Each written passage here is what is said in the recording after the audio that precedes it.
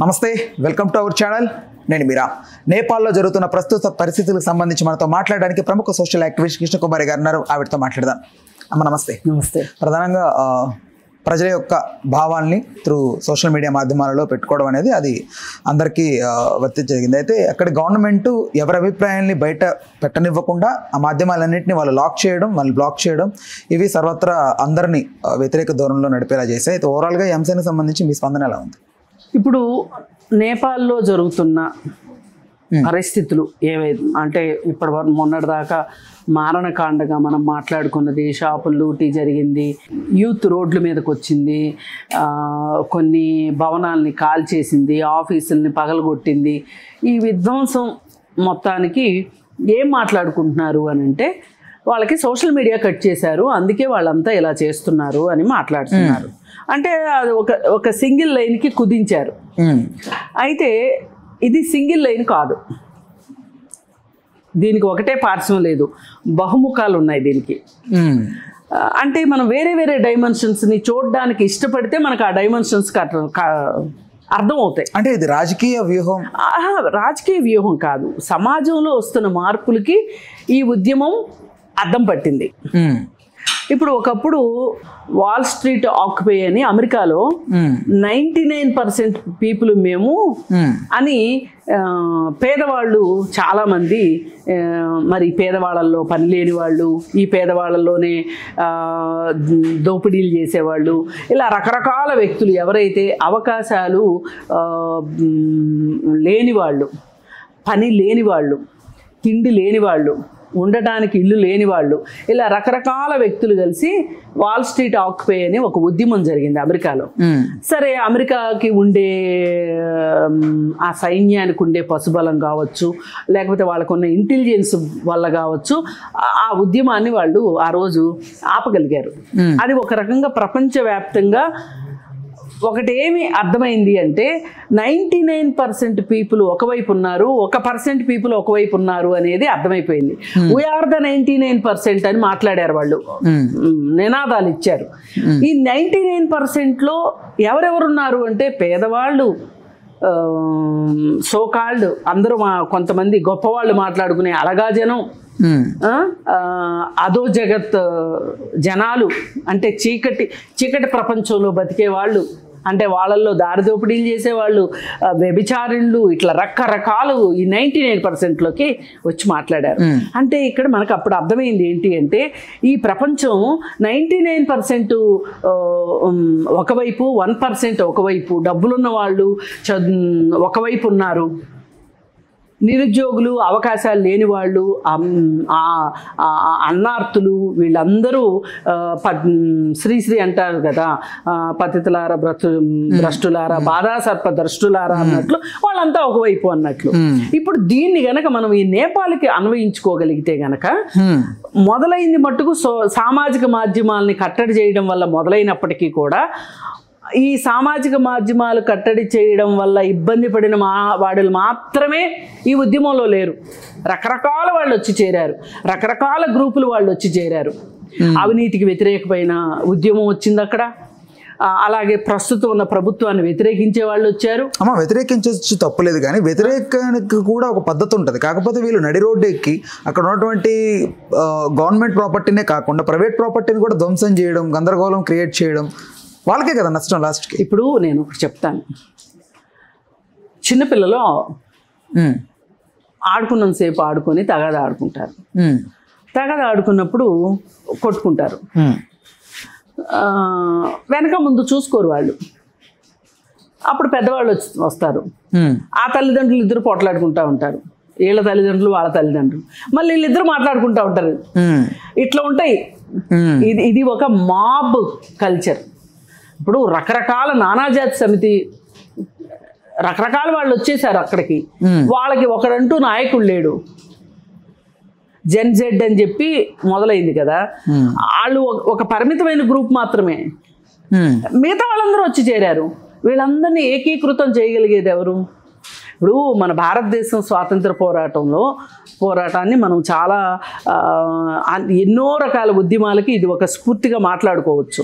ఏంటి, ఆ రోజు అందరినీ ఏకదాటి మీద నడిపించిన గాంధీ గారు ఉన్నారు. అదే గాంధీ గారు లేకపోవడం కూడా స్వాతంత్ర పోరాటం ఉంది.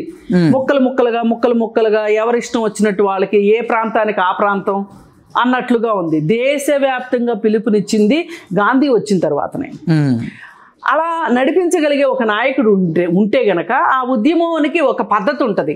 ఆయన ఏం చెప్పేవాడు, ఈసారి ఈ పోరాట రూపం తీసుకుందాము అని అన్నారనుకోండి, గాంధీ గారు పిలిపిచ్చారనుకోండి, దానికి వ్యతిరేకంగా ఏదైనా జరిగితే ముందు ఆయనే వచ్చి సారీ చెప్పేవాడు. ప్రజలే ఎన్నుకుంటారు కదమ్మా, మరి ఎందుకు అక్కడేమి రాజుల పాలన కాదు కదా వారసత్వంగా వచ్చేదానికి, డెమోక్రటిక్ కంట్రీ కదా అది కూడా. అమెరికా కూడా అతిపెద్ద ప్రజాస్వామ్య దేశంగా. అమెరికాలో ఎందుకు వచ్చింది వాల్ స్ట్రీట్ ఆక్యుపై అనేది? అందుకని ఉద్యమాలు ఎందుకు వస్తాయి అంటే అసమానతలు ఉన్నప్పుడు ఉద్యమాలు వస్తాయి. సంపద అందరికీ సమానంగా పంపిణీ కానప్పుడు ఉద్యమాలు వస్తాయి. రామ్కి ఒక రూలు, కృష్ణకుమారికి ఒక రూలు ఉన్నప్పుడు ఉద్యమాలు వస్తాయి. అంతేగాని అందరూ నా ధర్మం 4 పాదాల రామరాజ్య పాలన జరిగేటప్పుడు ఎవరైనా మాట్లాడరు కదా. ఇక్కడ ఒకరికి అన్యాయం జరుగుతుంది, ఒకరికి తిండి లేదు, ఇంకొకరికి తిన్నది అరగట్లేదు, కావాలని తిండి లేకుండా చేస్తున్నారు కొంతమంది. మరి ఈ పరిస్థితులు ఉన్నప్పుడు అంటే అవకాశాలు అందరు ఇవ్వట్లేదు, అందరికీ కొందరే దోచుకుంటున్నారు. అది చాలా చాలా ఎక్కువైనప్పుడు ఏం జరుగుతుంది? ఇలాంటివే వస్తాయి. పైగా ఇక్కడ మనం ముఖ్యంగా మాట్లాడుకుంటున్నాం కదా, సోషల్ మీడియా అదుపు చేయడం వల్ల, వాటి మీద నియంత్రణ పెట్టడం వల్ల వచ్చింది అని. అది కూడా ఉద్యమమే. దానికి రీజన్ ఏంటి అంటే, ఇప్పుడు ఒక చిన్న బాబు ఏడుస్తూ ఉన్నాడు, తల్లి పనికి వెళ్ళాలి. తల్లి ఏం చేస్తుంది? తన దగ్గరే కూర్చోబెట్టి ఆ బాబు దగ్గరే ఉండి పాలిచ్చుకుంటా బాబునే చూసుకుంటా కూర్చునే పరిస్థితి లేదు. లేనప్పుడు ఏం చేస్తుంది ఆ తల్లి?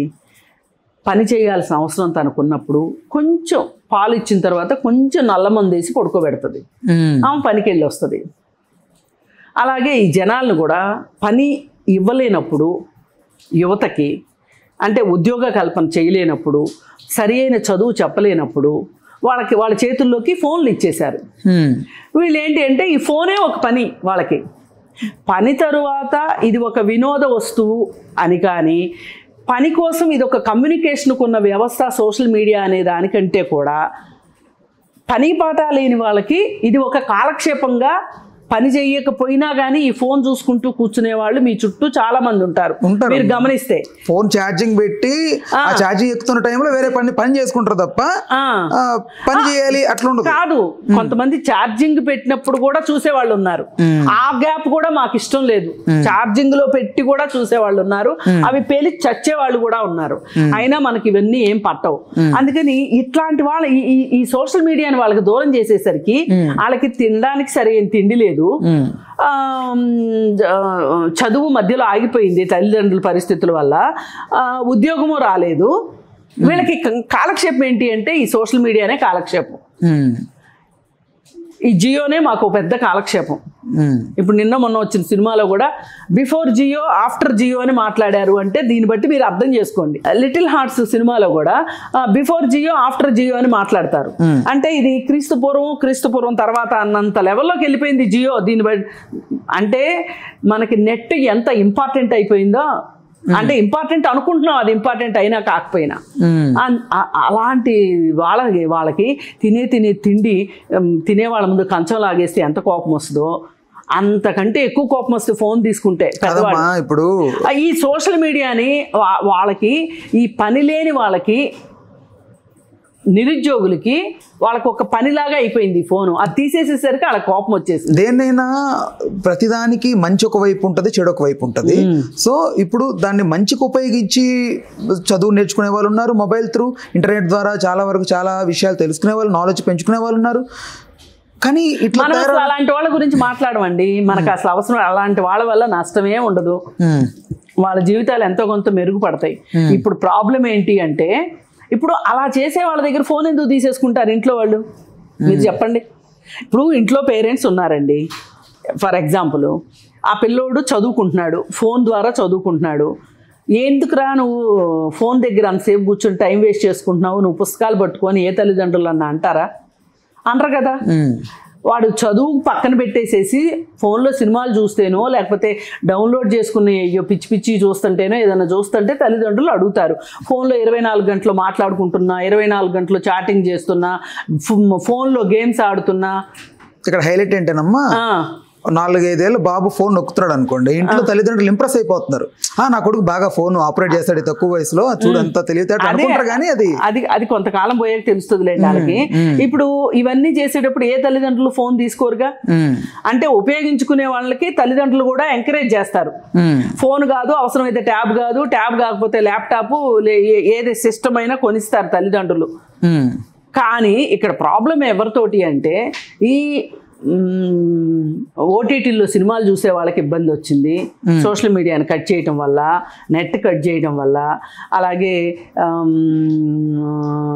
క్రికెట్ చూసే వాళ్ళకి ఇబ్బంది వచ్చింది, ఫోన్లోనే ఫుట్బాల్ చూసే వాళ్ళకి ఇబ్బంది వచ్చింది, సినిమాలు చూసే వాళ్ళకి ఇబ్బంది వచ్చింది, చాటింగ్లు చేసే వాళ్ళకి ఇబ్బంది వచ్చింది. వాళ్ళందరికీ ఇబ్బంది వచ్చేసేసి మా నోటి కాడ తిండి తీసేస్తారా మీరు అన్నంత లెవెల్లో వాళ్ళు రోడ్ల మీదకి వచ్చేసారు. వాళ్ళు వచ్చేసరికి నివురుగప్పిన నిప్పులాగా ఉన్న సమస్యలు ఏవైతే ఉన్నాయో, కొన్ని సమస్యలు, ఆ సమస్యలు ఉవ్వెత్తున బయటకు వచ్చినాయి. వాళ్ళు కూడా వచ్చి జాయిన్ అయిపోయారు. వాళ్ళు అందరూ కలిసి జాయిన్ అయిపోయేసరికి వీళ్ళందరికీ లీడర్ లేకుండా అయిపోయారు.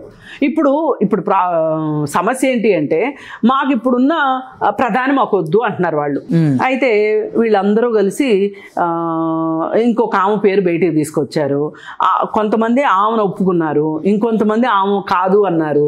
ఇప్పుడు ఈ ఉద్యమకారుల్లోంచి కొంతమంది లీడర్స్ లాగా ఎమర్జ్ అయ్యి వీళ్ళు మాజీ సైనికాధికారులతోటి వాళ్ళతోటి చర్చలు జరుపుతున్నారు. ఇప్పుడు ఈ చర్చల్లో ఎవరిని ప్రధానిగా చేయాలి, పోనీ కనీసం ఆపద్ధర్మ ప్రధానిగా చెయ్యాలి అనే దాని మీద చర్చలు జరుగుతున్నాయి అక్కడ.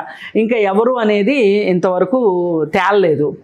అంటే మీరు ఇక్కడ అర్థం కావాల్సింది ఏంటంటే, ఈ గ్రూపులన్నీ కూడా ఆ క్షణానికి ఆ క్షణం ఒక ఉవ్వెత్తున వచ్చి అందులో ఒక రోడ్ల మీదకి వచ్చారు తప్పితే వీళ్ళ వెనకమాల ఎవరో ఉండి నడిపించారని కానీ, లేకపోతే వీళ్ళందరూ కలిసికట్టుగా ఒక కార్యాచరణ రూపొందించుకున్నారనేది లేదు. ఇది ఒక మాబ్ లాగా జరిగింది. మాబ్ లాగా జరిగేటప్పుడు ఒకళ్ళు ఒకటి చేస్తారు, ఇంకొకటి చేస్తారు. ఇప్పుడు పొట్టి శ్రీరాములు గారు చనిపోయారు ఒకప్పుడు, ఆంధ్ర రాష్ట్ర అవతరణ కోసం అని చెప్పి మద్రాసులో చనిపోయారు. చనిపోయినప్పుడు గొడవలు వచ్చినాయి, బాగా గొడవలు వచ్చేసేసి షాపులు లూటీ చేసి బియ్యం పట్టుకెళ్ళేవాళ్ళు బియ్యం పట్టుకెళ్ళారు, కుర్చీలు పట్టుకెళ్ళారు, ఎవరికి అవసరమైన వస్తువు వాళ్ళు పట్టుకెళ్ళారు, ఎవరి స్థాయిని బట్టి వాళ్ళు వస్తువులు పట్టుకెళ్తే తర్వాత అందరూ పోలీసులు పట్టుకున్నారు. అండ్ అన్ని పట్టుకోకపోవచ్చు కానీ కొన్ని అయితే పట్టుకున్నారు. కొంతమంది అయితే భూమిలో పాతి పెట్టారంట బియ్యాన్ని, అవి కూడా బయటికి తీయించారు. అందుకని ఏంటి అంటే, ఇది ఎవరన్నా చెప్తారా వీళ్ళకి, మీరు బియ్యం తీసుకొచ్చుకోండి వెళ్ళి, లేదా మీరు కుర్చీలు తెచ్చుకోండి, లేదంటే మీరు పెన్నులు తెచ్చుకోండి అని ఎవరు చెప్పరు కదా. వాళ్ళు అవకాశం వచ్చింది, అవకాశాన్ని వినియోగించుకుందామని చూస్తారు. అలా జరిగింది తప్పితే ఇదేదో ఒక ప్రణాళికాబద్ధంగా జరిగింది అనుకోవడానికి వీల్లేదు. దీన్ని తక్కువ చేయడానికి కూడా లేదు. అలా అని దీన్ని చాలా గొప్పగా గ్లోరిఫై కూడా చేయదలుచుకోవాలా నేను, తక్కువ చేయడానికి కూడా వీల్లేదు. ఎందుకంటే జనాల్లో నివురుగప్పిన నిప్పులాగా అసహనం ఉంటే గనక అవి ఏదైనా ఒక చిన్న స్పార్క్ వస్తే చాలు బయటకు వస్తాయి. అలా వచ్చిన దానిగానే చూద్దాం మనం నేపాల్ విషయాన్ని. పైగా అక్కడ మనకులాగా మణిపూర్లోనో లేకపోతే కాశ్మీర్లోనో నెట్ కట్ చేస్తే నెలల తరబడి అక్కడ ఒప్పుకోరు. అది ఒకటి అర్థమైంది కదా మనకి. మణిపూర్లో 60 రోజులు నెట్ లేదు. 60 రోజుల పాటు మణిపూర్లో ఏం జరిగిందో బాహ్య ప్రపంచానికి తెలియలా. 3 లేడీస్ని నగ్నంగా ఊరేగిస్తే ఆ న్యూస్ బయటికి రాలా. నెట్ కట్ చేసి పారేశారు. కాశ్మీర్లో అంతే, నెట్ కట్ చేసి పారేశారు. అయినా కానీ అంటే ఈ రకంగా చూసుకుంటే ఇంకా మన దేశంలో బాగా అణిచివేస్తుంది ప్రభుత్వం స్ట్రాంగ్గా ఉంది అని అనిపిస్తుంది. ఇంకా ఆలోచన అంటే అదే మామూలుగా వేరే స్టేట్లలో ఎక్కడైనా, ఇప్పుడు హైదరాబాద్ లాంటి చోట సోషల్ మీడియా కట్ చేసి చూడండి ఏం జరిగిద్దో చూడాలి మరి. రైట్ అయితే ఇప్పుడు దీనికి సొల్యూషన్ ఏంటంటారమ్మా? ప్రధానంగా సొల్యూషన్ ఏమీ లేదు. ఆ దేశంలో ఏం తప్పులు జరుగుతున్నాయో గమనించుకోవాలి ఏ దేశం వాళ్ళైనా సరే. అంటే ప్రధానంగా ఇప్పుడు మన వెస్ట్ బెంగాల్ తీసుకున్నా కూడా లాస్ట్ టర్మ్ లో మొన్న చాలా పెద్ద గొడవలు అయ్యి చాలా రకాల వ్యతిరేకతలు బయటకు వచ్చాయి. అంటే ప్రధానంగా చిన్నగా ఉన్న ఆ దేశంలోనే ఏంటి అసలు ప్రాబ్లమ్ ప్రధానంగా? ఇప్పుడు అక్కడ పేదరికం ఉందండి. పేదరికం ఉన్నప్పుడు నేపాల్ ఎంతమ్మా? మన రాష్ట్రంలో సగం ఉంటుందేమో మేబీ. ఏమండి, సీత కష్టాలు సీతే, పేద కష్టాలు పేతాయి. అందుకని పేతే కదా, దానికి ఏం కష్టాలు ఉంటాయి అంటే ఏం చెప్తాను చెప్పండి. ఎవరి కష్టాలు ఆడుకుంటాయి. ఆ దేశ జనాభా ఇప్పుడు అక్కడ ఎక్కువగా బట్టల పరిశ్రమ ఉంటుంది నేపాల్లో, అలాగే కుటీర పరిశ్రమలు ఉంటాయి. మరి ఇప్పుడు అక్కడ ఉన్న పరిస్థితులు ఎలా ఉన్నాయో అర్థం కావట్లేదు. ఇప్పటి వరకు పరిపాలించిన వాళ్ళు వాళ్ళని ఏ తీరాలకు చేర్చారో అర్థం కావట్లేదు. ఇలా రకరకాలుగా ఉంది. పరిస్థితులు అయితే అంత బాగలేదు. బాగలేనప్పుడే కదా ఇవన్నీ ఇట్లాంటివన్నీ బయటకు వస్తాయి. దీనికి ఒకటే పరిష్కారం ఏంటి అంటే, ముందుగా అడ్రస్ చేయాల్సింది పేదరికాన్ని, యువతని నిరుద్యోగులుగా ఉండకుండా యువశక్తిని ఉపయోగించుకోగలరు. వాళ్ళు మన దగ్గరికి వస్తున్నారు, భారతదేశంలోకి వస్తున్నారు, పనులు చేసుకుంటున్నారు, బోర్కాలుగా ఉంటున్నారు, లేకపోతే వేరే రకాల ఇండస్ట్రీస్లో పని చేస్తున్నారు. ఇంత ఉంది కదా, మరి ఎక్కడ ప్రాబ్లం వాళ్ళకి? అది అందరూ రాలేరు కదండి. అందరూ వస్తే ఎవరు ఊరుకుంటారు? ఇక్కడ ఊరుకుంటారా? అంటే అందరికీ ఉపాధి కలిగించేంత ఉందంటారా నేపాల్లో? ఏమండి, సహజ వనరులు ఏ దేశంలో లేవు? అసలు మన దేశంలో కూడా అసలు పేదరికం ఉండటానికి వీల్లేదు. ఈ రోజుకి మన దేశంలో మనం ఏదో గొప్పలు చెప్పుకుంటాం కానీ హైదరాబాద్ చూసి మీరు ఇంకొంచెం లోపలికి వెళ్ళి ఇప్పుడు సింగరేణి కాలనీ ఉంది, బస్తీ ఉంది. సింగరేణి కాలనీకి వెళ్ళి చూడండి అక్కడ ఎలా ఉంటుందో. అసలు మనం 5 నిమిషాలు కూడా ఉండలేము అక్కడ. అలాంటి పరిస్థితుల్లో ప్రజలు బతుకుతున్నారు అక్కడ. అలాంటి కాలనీలు బోల్డ్ ఉన్నాయి హైదరాబాద్ చుట్టుపక్కలే. మీరు దూరం కూడా వెళ్ళక్కర్లా. ఇప్పుడు ఎక్కడో దాకెందుకు, బాంబేలో ఏషియాలో ధారావి అతిపెద్ద స్లమ్ ఏరియా. అట్లాంటి స్లమ్స్ బోల్డ్ ఉన్నాయి. ఇప్పుడు కొన్ని పల్లెటూర్లు స్లమ్ములుగా అయిపోతున్నాయి. తినటానికి తిండి ఉండట్లేదు, ఆహార పదార్థాల కొరత వస్తుంది. ఇప్పుడు ఎక్కువగా జీవ వైవిధ్యం దెబ్బతింటుంది. న్యాచురల్ కలామిటీస్ ఎక్కువ వస్తున్నాయి. పంటలు పండట్లేదు. అలాగే బాగా సారవంతంగా పండే భూముల్ని రియల్ ఎస్టేట్ వెంచర్లను చేసేస్తున్నారు. దీనివల్ల ఏమవుతుంది అంటే ఇంకా రాబోయే రోజుల్లో ఆహార కొరత వస్తుంది. ఇప్పుడు వ్యవసాయం చేయటం అనేది అది ఒక దండగమారి పనిలాగా అయిపోయింది. మరి అయిపోయినప్పుడు ఏమో రేపొద్దున మన దేశంలో కూడా అలాంటి పరిస్థితులు రావచ్చు. ఇప్పుడు మనకు భూములు ఉన్నాయి, ఇంకా కల్టివేషన్ చేయని భూములు ఉన్నాయి మన భారతదేశంలో. కానీ మనం కల్టివేషన్ చేయడానికి ఇష్టపట్టల్లా, వ్యవసాయం చేయడానికి ఇష్టపట్టల్లా. అంటే వ్యవసాయదారులకి అనుకూలమైన పరిస్థితులు మనం కల్పించట్లా. ఇవాళ చూడండి హైదరాబాద్లో చుట్టుపక్కల మనం చూస్తున్నాం కదా, ఊర్లల్లో జిల్లాల్లో యూరియా కోసం ఎంత కొట్టుకుంటున్నారు. రోజుల తరబడి ఎదురు చూస్తున్నారు యూరియా కోసం. మొన్న 2 మహిళలు యూరియా గురించి కొట్టుకుంటుంటే చూస్తే చాలా చాలా చాలా విషాదకరమైన పరిస్థితి అనమాట. 2 మహిళలు అలా యూరియా కోసం కొట్టుకుంటుంటే బట్టలు లాగేసేసుకుని, జుట్లు పీకేసుకుని తగాదా చూస్తే చాలా బాధ వేసింది. ఇదా అసలు మనం ఈ పాలకులు చేసింది ఇదా? వాళ్ళు ఎంత ఆశతో ఓటేసి ఉంటారు. ప్రతి ఎలక్షన్లో పేదోళ్లే కదా ఓట్లేస్తారు ఎక్కువ సిటీలో వాళ్ళకన్నా. మరి వాళ్ళకి ఏంటి, మనం అంత ఓటేసిన వాళ్ళకి ఓటేసి మనల్ని గెలిపించుకుంటే మనం ఇస్తుంది ఇదేనా వాళ్ళకి? అసలు మనకు రామగుండం ఎరువుల ఫ్యాక్టరీ ఎందుకు మూసేశారు? అది ఎందుకు తెరవట్లేదు? అది పునరుద్ధరిస్తే బోలెడు యూరియా మనకే వస్తుంది కదా. అంటే ప్రజలు వ్యతిరేకిస్తే లా అండ్ ఆర్డర్ ప్రాబ్లమ్స్ వచ్చినా హ్యాండిల్ చేయలేవా గవర్నమెంట్స్? ఒకవేళ వన్స్ ఏదన్నా ఇష్యూలో ప్రజల తిరుగుబాటు ఉంటే? అంటే ఇప్పుడు అక్కడ నేపాల్లో పరిస్థితులు అలాగే ఉన్నాయి. అంత బలంగా లేదు ప్రభుత్వం కూడా. ఇప్పుడున్న ప్రభుత్వం అంత బలంగా లేదు. సైన్యం అంత ప్రభుత్వం చెప్తే వినేలాగా సైన్యం లేదు. లా అండ్ ఆర్డర్ ప్రాబ్లం ఉన్నప్పుడు మనం ఏమీ చేయలేమండి. అది లా అండ్ ఆర్డర్ని వాళ్ళు కంట్రోల్ చేయలేకపోయారు అంతే. శాంతి భద్రతల్ని నెలకొల్పటం వాళ్ళ అసాధ్యం అయిపోయింది. ఇప్పుడు సడన్గా ఇప్పుడు ఒక 10 మంది ఒక గుంపులాగా వచ్చి ఏదైనా చేస్తున్నారనుకోండి, మనం 100కి కాల్ చేస్తాం, పోలీసులు వస్తారు, ఆ గుంపుని చెదరగొడతారు. అందులో కీలకంగా అనిపించిన వాళ్ళని, ఇంకా అక్కడే కూర్చుని పోట్లాడదాం అనుకునే వాళ్ళని జీప్ ఎక్కించుకుని పోలీస్ స్టేషన్కి తీసుకెళ్తారు. వాళ్ళ ఫ్యామిలీ మెంబర్స్ ఎవరన్నా వస్తే వాళ్ళ మాటిని పేపర్ రాయించుకుని పంపిస్తారు. లేదు, అది కూడా లేదు అంటే రిమాండ్కి పంపిస్తారు. అదే 10 మంది చేస్తే ఒక రాగా ఉంటుంది, అదే 100 మంది చేస్తే ఇంకొంచెం కష్టంగా ఉంటుంది, 1000 మంది చేస్తే ఒకలా ఉంటుంది, 1,00,000 మంది చేస్తే ఒకలా ఉంటుంది. మరి అంతమంది వచ్చేస్తే ఒకేసారి ఎట్లా హ్యాండిల్ చేస్తారు? మనిషికో పోలీస్ అయితే ఉంటారు కదా మనకి. అది పరిస్థితి. రైట్. అందుకని ఇలా జరిగింది. దీన్ని చూసి ఏ దేశమైనా నేర్చుకోవాల్సింది ఏంటి అంటే, అసలు మన దేశంలో ప్రజలకి కావాల్సింది మనం ఇస్తున్నామా లేదా, వాళ్ళ ఆకాంక్షల్ని అలాగే మనం ఇచ్చిన వాగ్దానాల్ని మనం నెరవేర్చడానికి మనం సిద్ధంగా ఉన్నామా లేదా, మనం అవినీతిలో కూరుకుపోయామా? ఇప్పుడు నేపాల్లో అతిపెద్ద సమస్య అవినీతి. అంటే మన దేశంలో లేదని అనుకోవద్దు మీరు పొరపాటును కూడా. నేపాల్ని వాళ్ళ అతలాకుతలం చేస్తుంది అవినీతి. ఆ అవినీతికి వ్యతిరేకంగా కూడా పోరాటం సాగుతుంది. కానీ దీన్ని ప్రపంచం అంతా ఎలా చిత్రీకరిస్తుందంటే, అదంతా వదిలేసి సోషల్ మీడియానే హైలైట్ చేసి మాట్లాడుతుంది. అలాంటి సమస్యలు చాలా ఉన్నాయి. నిరుద్యోగ సమస్య ఉంది. ఇవన్నీ ఉండేసరికి వాళ్ళకి ఏమీ ఆలోచించుకోకుండా ఫోన్ మాత్రమే చూసుకునే వాళ్ళకి ఆ ఫోన్ కూడా లాగేసుకునేసరికి అలా మొదలయ్యి వివిధ రూపాలని తీసుకుంది అది. రైట్. ఇది ప్రపంచం ఇవాళ గుణపాఠం నేర్చుకోవాల్సిన అవసరం ఉంది, ఏ దేశమైనా సరే. అందుకే అబ్రహం లింకన్ చెప్తారు, నీ పొరపాట్ల వల్ల నువ్వు గుణపాఠాలు నేర్చుకోవటం కాదు, ఎదురు వాళ్ళు చేసిన పొరపాట్ల నుంచి కూడా నువ్వు గుణపాఠాలు నేర్చుకోగలిగితే అది సరైన తెలివితేటలు అని చెప్తారు. అట్లాగే ఇప్పుడు మా దేశంలో వచ్చినప్పుడు మేము చూసుకుంటాం అనుకోకుండా ఏ దేశంలో అయినా ఇలాంటి సమస్యలు ఉంటే కనుక చూసుకోవాల్సిన అవసరం ఇవాళ ఉంది ప్రపంచం ముందు. రైట్. రైట్ అమ్మా, థ్యాంక్ యూ. హలో, తెలుగు రాజ్యం ఛానల్ చూస్తున్నారా? సామాజిక రాజకీయ జీవన చిత్రణే తెలుగు రాజ్యం. అతిశయోక్తులు అసత్యాలు ఉండవు.